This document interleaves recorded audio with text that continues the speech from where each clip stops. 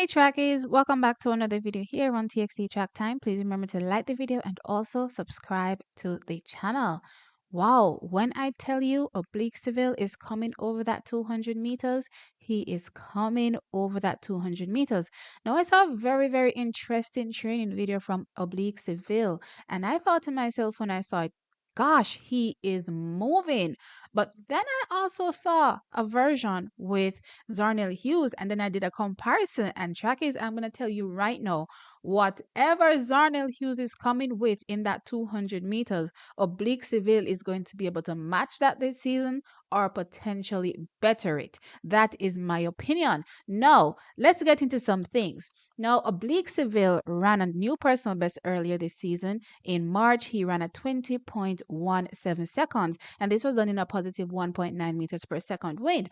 But I remember shortly after he ran this race, he said he doesn't know if he'll be running any more 200 meters for the season. And I thought to myself, brother, there is no way you're going to be running at 20.17 to open your season. Look this phenomenal, and you think you will not be running any more 200 meters for the season.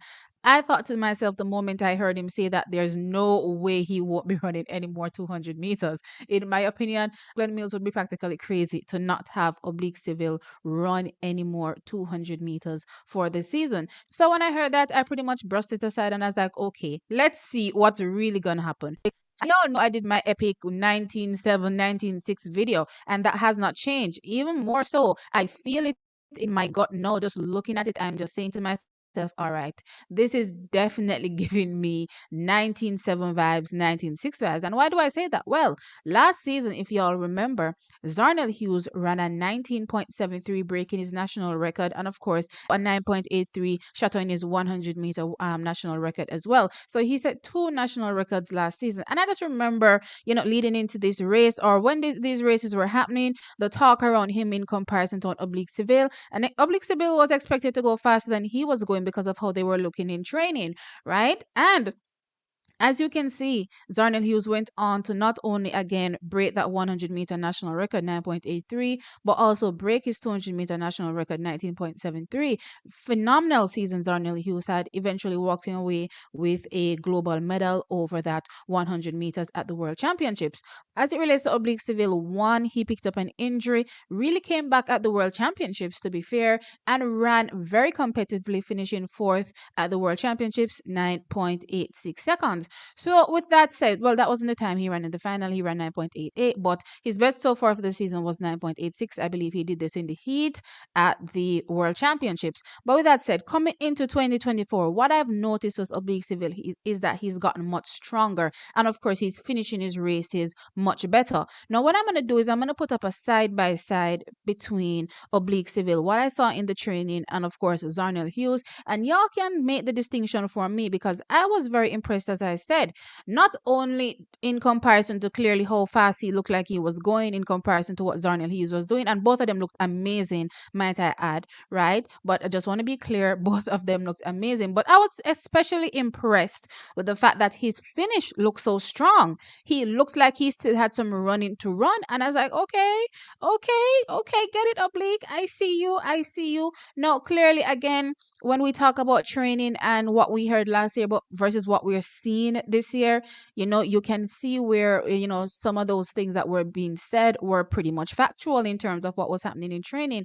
It's now for Oblique Seville, in my opinion, to, transition that to, actual competition, live competition, get in the competition, and run super fast like you're doing in training, right? So, based on this, hands down, I definitely see Oblique Seville running some more 200 meters and getting much faster this season, and potentially doubling one at our national championships. Now, interestingly, Oblique Seville, just want to let you know that Oblique Seville's best event, according to him, or favorite event, according to him, is his 200 meters. Yes, that is what Oblique Seville said. his best race is the 200 meters. He was asked, what's your favorite event? And he said the 200 meters. But I am always unhealthy to run it. Well, track is, he's always unhealthy to run it. But this season, he's healthy, healthy, healthy, healthy. Nobody now looks sturdier than Oblique Seville. Out of all of the Jamaican male athletes that I've been looking at, granted, I haven't seen Kishane yet.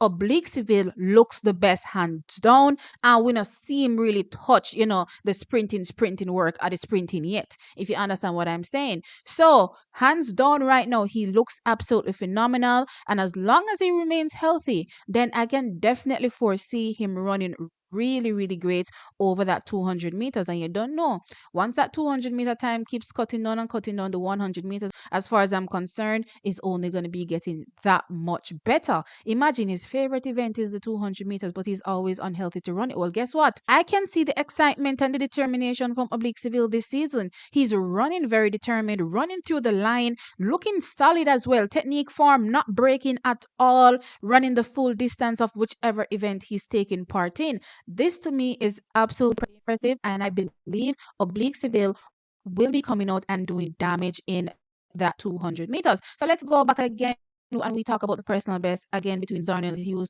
and Oblique Seville. Last year, it was slated that Oblique Seville would have, outdone Zarnell. It didn't really happen. Remember, he picked up an injury, and that's all she wrote. This year, it looks like it's going to be the year where he outdoes Zarnell. Now, interestingly, in that race, Oblique Seville looked to be finishing stronger of the two, which was very interesting to me and definitely eye-opening. Now, when I looked at it, Zarnell Hughes, in my opinion, got a much better start. However, towards the end, he definitely started to lose ground in comparison to who he was racing against. They look like they caught up to him, and maybe saying losing ground is not necessarily a good way to reference it. He was decelerating, I would say, faster than that of an Oblique Seville, because in Oblique Seville's race, when I took a look at it, whilst he didn't look like he got the best of starts in terms of his first 100, definitely towards the end of the race, you could see him pulling away from the field, which was very impressive to me. A very strong finish. Now, how he disperses energy across the full distance to me was impressive, as I said, and I've been loving it. I've been loving it from I saw him run the 4,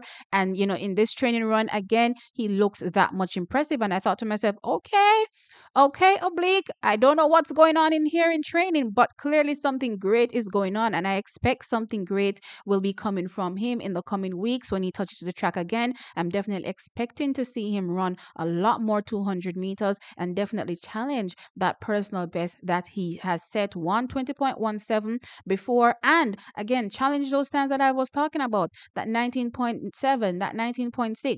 Let's see how far he'll be able to go. And of course, once he's able to do that as well, I definitely foresee him, one, entering our national championships and clearly vying for a spot on the team in the 200 meters. Now, for me, I think that would be pretty easy for him to navigate because, yeah, there's not really much, strong people in our 200 meters this season. Well, for a few years, we haven't really had a strong 200-meter team. But this year, I believe Oblique Seville should be doubling, as long as he remains healthy. Now, clearly, that's, the basis of all this. As long as he remains healthy, for sure, double. Where it's going to go on the global stage, not sure yet. But this is what I will say. If he's able to run a 19.7, that definitely puts him in the conversation. And once you're in the conversation, look here, you go out and you vie for a spot, you vie for a medal. And if you get it, you get it. If you don't, you don't. But look here, you put yourself out there and you go for it. So I definitely believe that Oblique Seville stands a solid shot at one, running super fast in that 200 meters and outdoing anything Zarnell Hughes has done before. Clearly, no, this is training. So what he has to do, as I said, is really put this to practice on the circuit. When you start to match up in these races now, this is where you start to practice what you've been doing in training and make sure that you get it right, when you're running against the best people in the world. But I definitely think he has the goods to do it. Now it's your turn to sound off in the comment section below now and let me know your thoughts. What do you think? Do you think Oblique Seville will be able to come out and do something phenomenal in the 200 meters? I certainly think so. Like the video, of course, and subscribe. I'll catch you all in the next one. Bye.